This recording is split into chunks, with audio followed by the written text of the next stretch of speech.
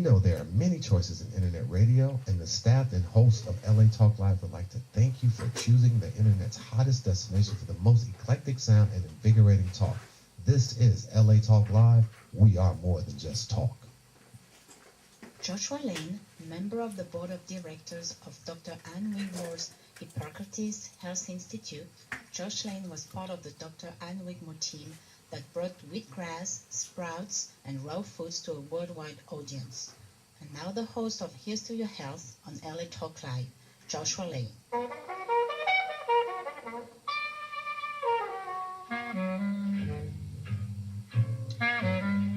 We're back. Thank you for tuning in to this edition of Here's to Your Health on the LA Talk Live broadcast network. I'm your host, Joshua Lane.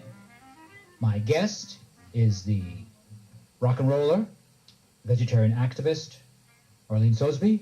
Marlene, welcome to Here's to Your Health. Thank you very much, Joshua. Thank you for having me, and I'd like to give a quick shout out to Annie Gabrielle for getting me in on the show. Annie Gabrielle, right? She's great. We met at the Screen Actors Guild Healthcare and Safety Net Committee, where I met you as well. Right. And for years, we promoted the vegan lifestyle. And I'd like to give a shout out to these magazines as Sure, well. let's put them on camera. Show them Sure. on camera. This one is great. The Vegetarian Starter Kit. Thousands of those we've disseminated over the years, as well as this one here from Vegan Outreach. Okay. And then also Animal Times from PETA. Okay, now, for my listeners who really do not know, what exactly is a vegan? Vegan, it was coined back in 1944 by Donald Watson in England, because the year before there was an outbreak of tuberculosis in the cattle, and there were already a lot of vegetarians, but many of them decided to go a separate way, and they needed a term. Right. So this Donald came up with the term vegan, which basically means you're not eating any animal products, no dairy, no fish, no chicken, anything like that. For 20 years, I was I didn't eat mammals, but I did eat fish, chicken, and dairy. And then 14 years ago, I completely, after researching the nutritional aspects of it, decided to go completely vegan. And I've seen the benefits in my own life. I used to get a sore throat or cold or flu maybe once a year, twice a year sometimes, like most people. It's been 14 years, and my immune system is so perked up. I sat next to somebody a few months ago on a plane who had the flu, coughed in my face for hours. Right. The next day I coughed for a few hours, and then it was gone. Right. I didn't get sick. I don't get sick anymore because my immune system's peaked up. It is different for different people. It depends on your blood type and things like that. But from the research that I've done, I really believe that it's the key to your health. So you think that, as a vegetarian now, that it's better, it's a good health choice for you? Sure. I don't think humans were really designed. They've done a lot of archaeological studies back to 5 to 7 million years ago, where the original humanoids, they were vegans and vegetarians, but they started to go extinct because the droughts were coming into Africa, and they started to imitate the lions to survive. So it's a bad habit we picked up millions of years ago as a species, but we don't need it anymore because we go to grocery stores and we can get mass distribution of fruits, nuts, veggies, and grains, so we don't need to kill the animals. That's one aspect, and then the other aspect is also the ecology. We can't sustain the 7 billion people. It's going to be 9 billion people by 2050.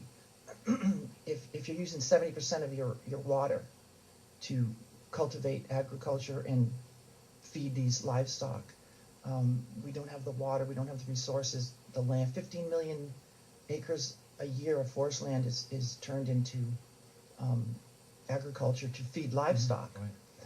It's not sustainable. In fact, there's the United Nations put out a recommendation in June of 2010 that they recommended a global shift towards a vegan diet to save the world from hunger, fuel poverty. That's the United Nations? Yeah. That's very interesting, right? Yeah. Wow.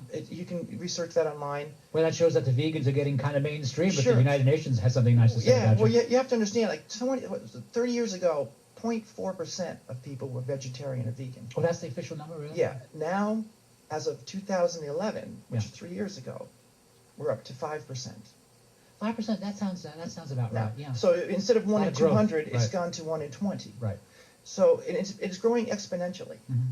So I would say in another 10 or 15 years, you're going to have half of the people in this country and the world would be off of a meat-based diet. That's very possible. The vegetarian thing, people feel it has merit, they're interested, and they are adopting it, and I do Sure. see a lot of vegetarians around now. And I remember as a young man, there were really very, very few people thought it was just kind of dopey. Yeah. Right. Yeah, but now people are realizing that we could right now feed the world 3 times over two times over, if we didn't use animal products, because it takes 16 pounds of grain to make 1 pound of beef. Sure. So that's like if you go to your refrigerator and you take out 16 plates of a pasta or rice dish or whatever, and you have 16 plates of food you're looking at, you eat one and throw the rest away. Right. It's not sustainable. And so how long have you been following this kind of regime? The vegan diet strictly for 14 years. And before that, you just kind of Well, conscious of nutrition? for 20 years before that, I still ate fish, chicken, and dairy. But you were a careful eater. You saw yourself as a healthy person? Oh, yes, yeah.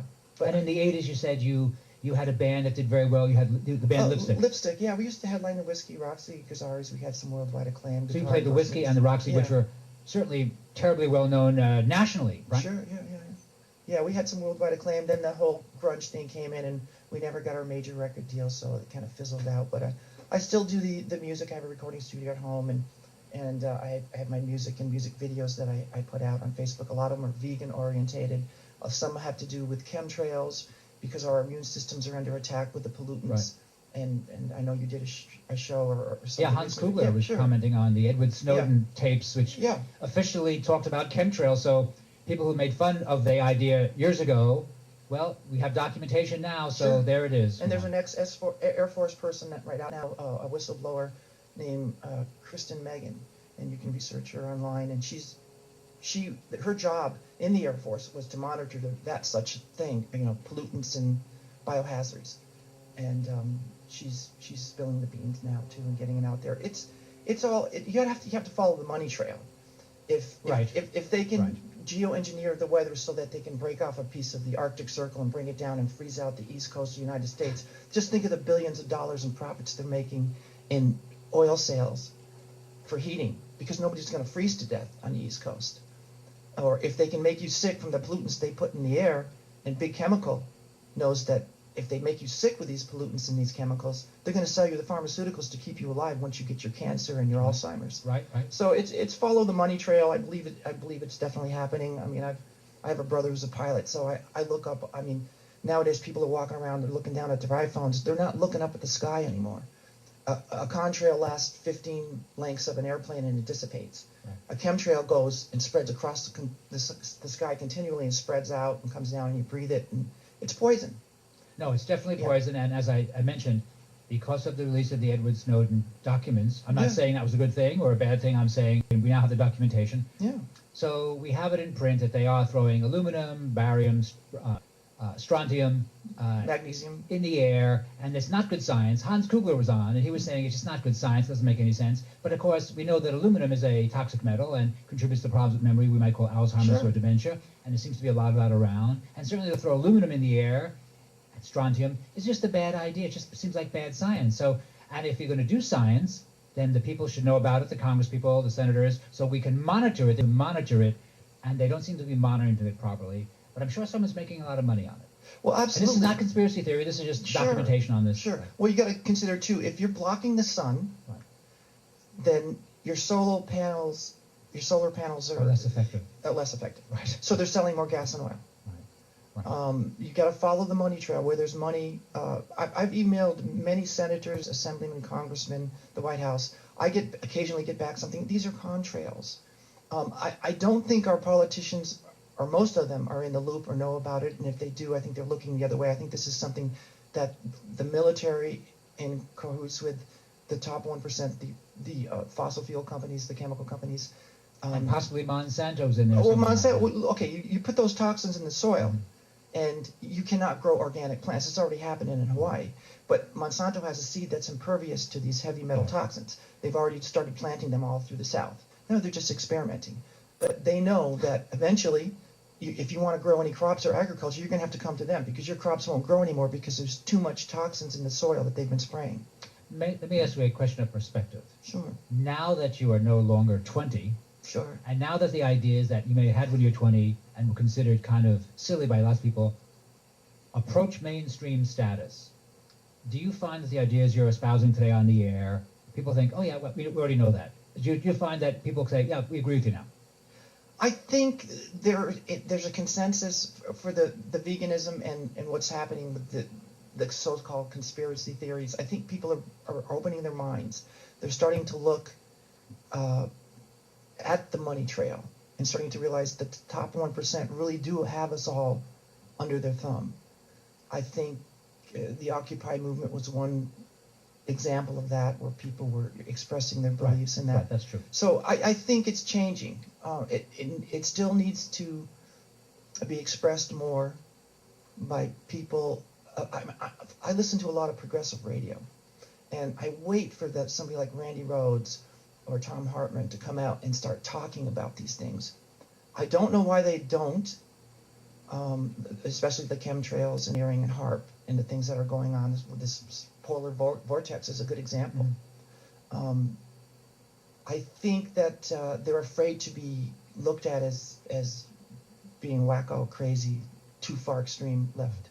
So, actually, if I could make a comment yeah. on the whole problem. One thing when I was much younger, I'm kind of a liberal, so I thought people involved in nutrition were just liberals, right? I just I had no experience. I just didn't know, So when I worked for Ann Wigmore at Hippocrates in Boston in the early 70s, I spent 2 years working for Dr. Wigmore, who really was the most important teacher in her day for the chlorophyll-rich, vegetarian, vegan, obviously, approach to wellness. Now, a lot of people do it, but Ann really, if I had to pick one person, I'd pick Ann Wigmore. Just remarkably helpful for the entire country. And when I was there, I realized that there were a lot of people who went to visit Ann who were terribly, terribly conservative. And I realized very quickly that the nutrition thing has nothing to do with any kind of political orientation.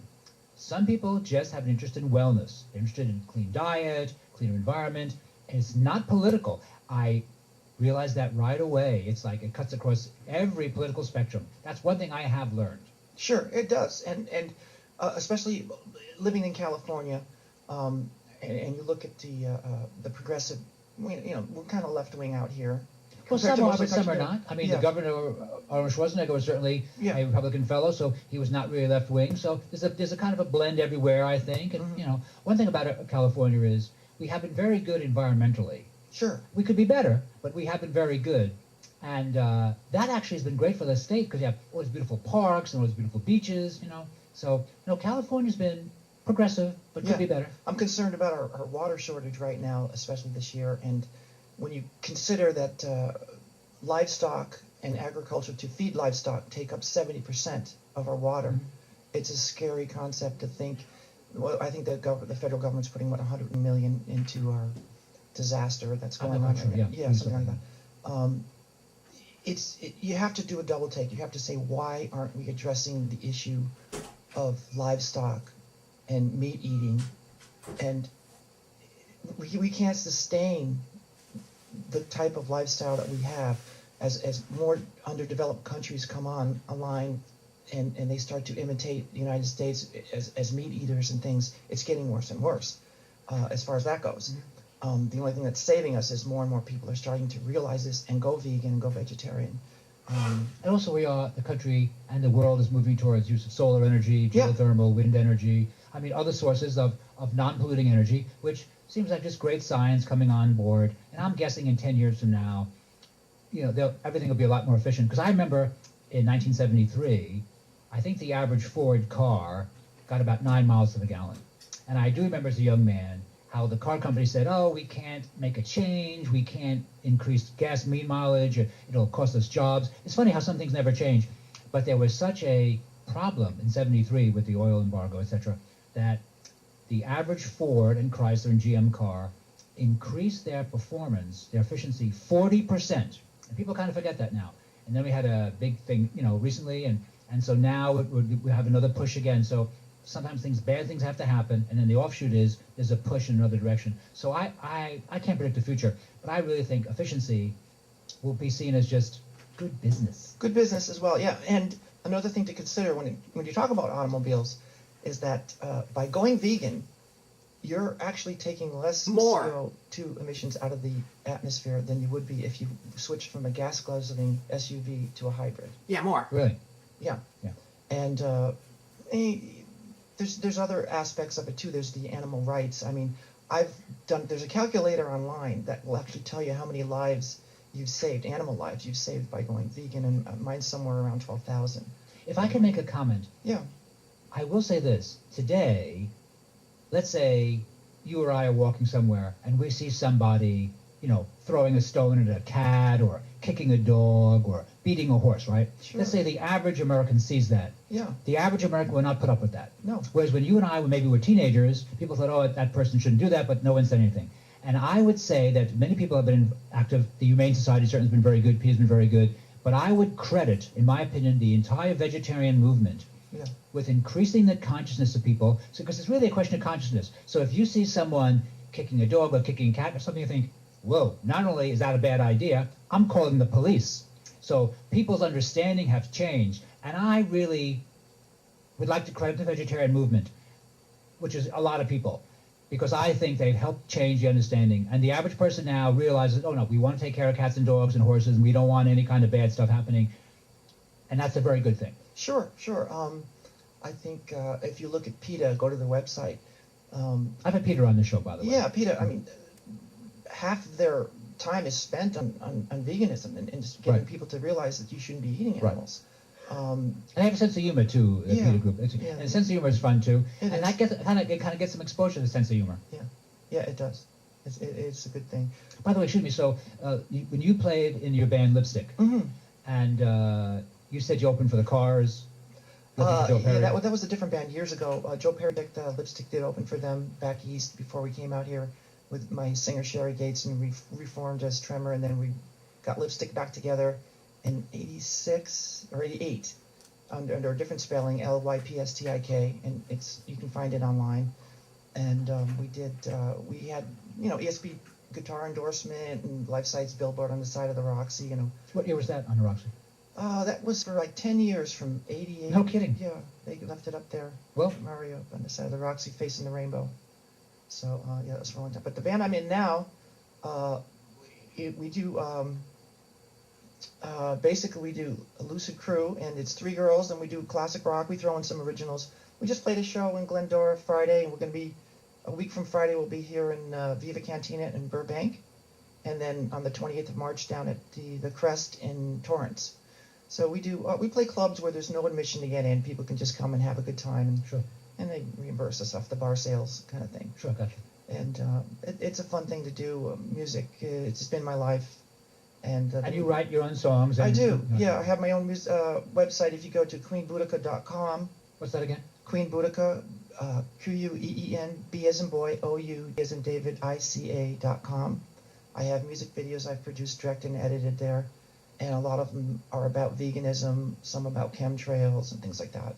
And I play all the tracks on those. I have my own studio at home. I play guitar, bass, drum, keyboard, sing, everything. If I can throw this in, I did meet you at the SAG events. Yeah. And so you run the Screen Actors Guild Health and Safety Committee. Sure. You did like 8 years in that committee. Many committees, but that was one of them, yeah. So you have an interest, obviously, in wellness. I mean, you've always had an interest in wellness. And so would you say that kind of, in retrospect, that you've had some influence? You've helped people kind of understand wellness? Oh, yeah, sure. I've had people come back to me, actor friends I haven't seen for years will come back, and they'll just be so grateful and thank me for, steering them in that direction. They say they're much healthier now, the aches and pains they've had. I've been in a few car crashes, and I noticed myself, after a few years of going vegan, your immune system can heal things. It can fix nerve damage and grow cartilage back and things like that. I had aches and pains in one with my shoulder, neck, and I thought I would carry those in my ankle for years, and they went away. And exercise is important too as well.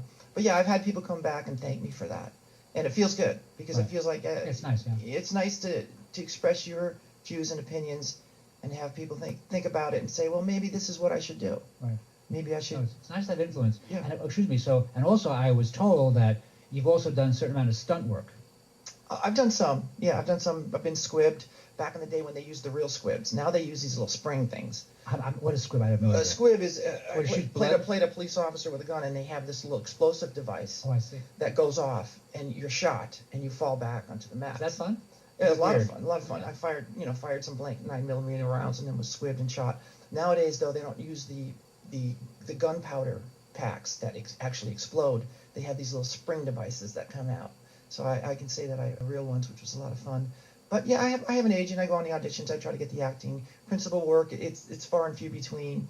So I concentrate on my music, but acting is a very important thing to me. I've done some stage and theater, and I love to get there on camera and actually, express a certain character. You're having fun. You're playing. It is fun. Yeah. And one thing here's an insight I think I have, as we get older, there happen to be a lot of baby boomers around. Oh yeah. And I think you no longer have to be 21 to be in front of the camera. Oh no. I think there's a big market for we in our 50s, 60s, 70s, whatever. And I think that market will continue for a while. I really think that, actually. Oh yeah, the Betty White syndrome. I mean, Right. it's pertinent in the industry. It's there. Well, Betty White from our mom's generation, Sure. but not from our generation. I mean, like Steve Martin, Oh, Chevy yeah. Chase. I mean, Meryl Streep. all the guys, all the women of our age, and Yeah. like they're still working. We're still happy to see them work, Sure. and so that's what I think. I think things do change, and I think aging, our definition of aging, has changed because we don't fall apart when we're 60 now anymore because we're taking care of ourselves better than our parents' generation. Yeah. Our parents' generation, if I could make a broad statement, was very passive on healthcare issues. They didn't exercise. They weren't that interested in eating carefully. They didn't take supplements. They weren't concerned about the environment.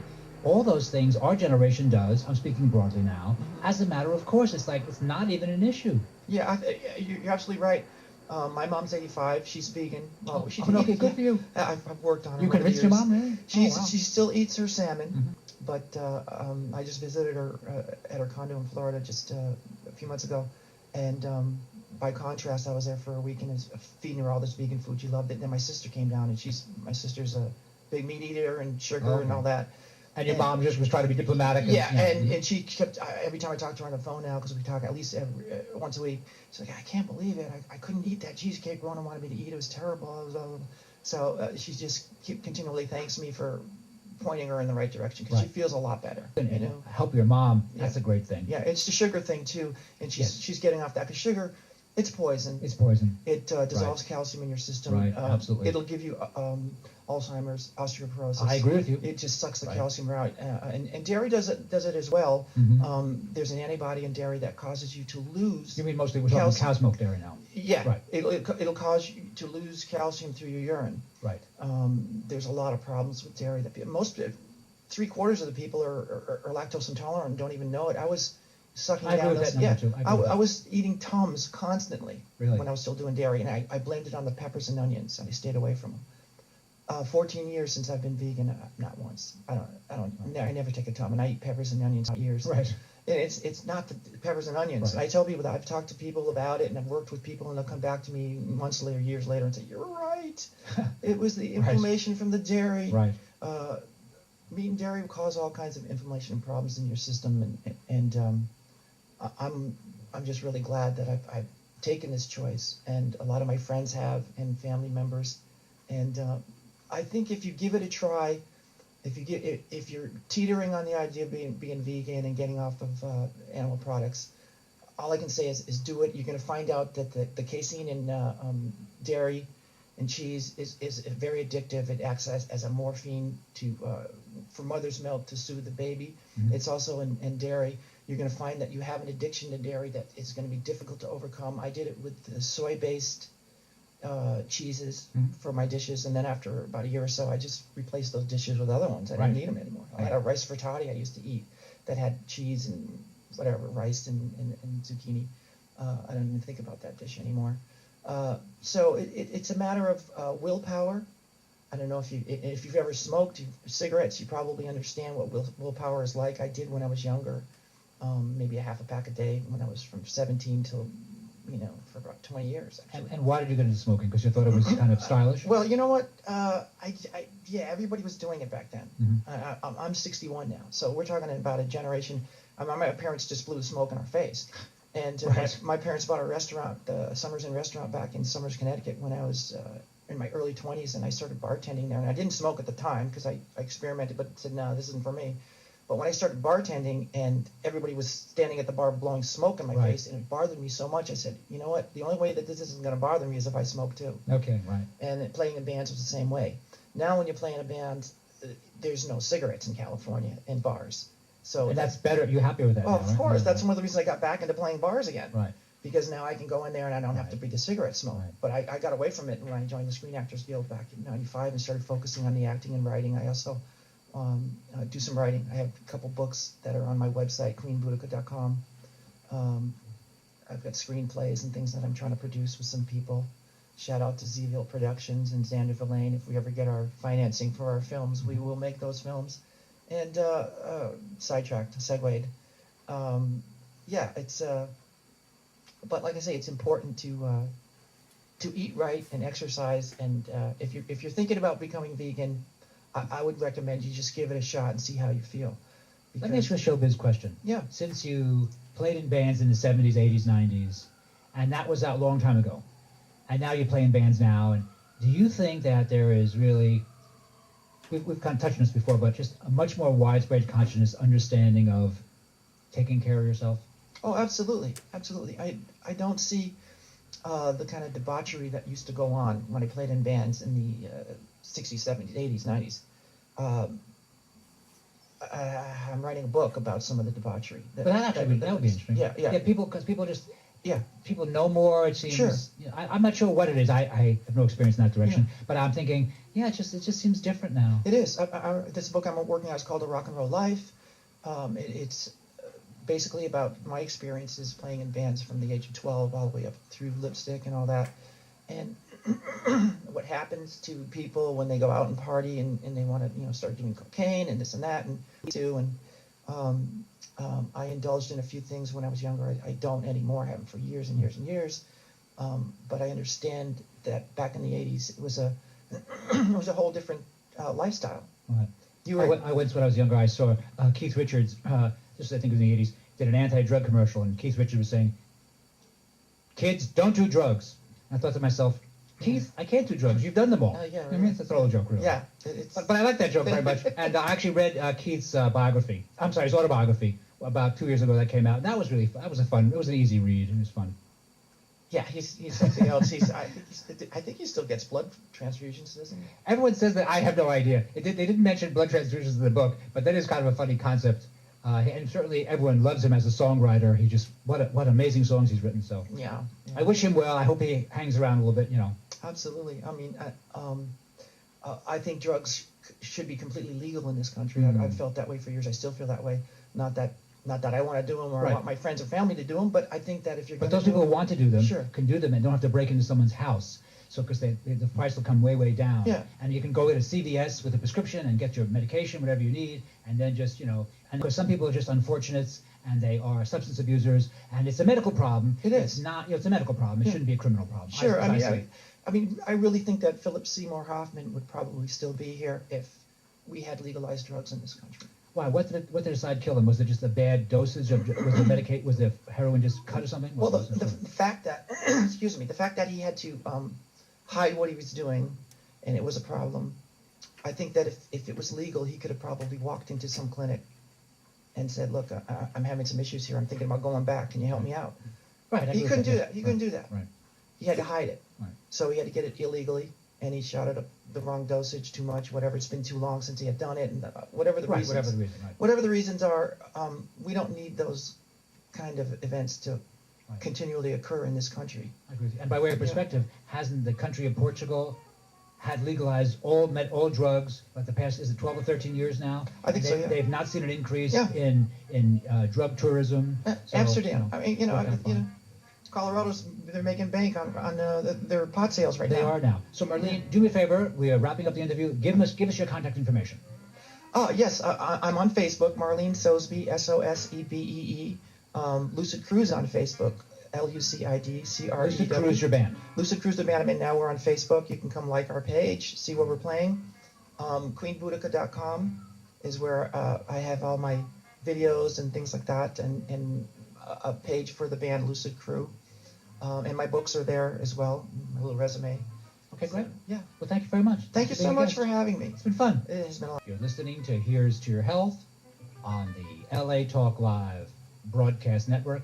I'm your host, Josh Lane. We'll take a short break, and we'll be right back after these important messages.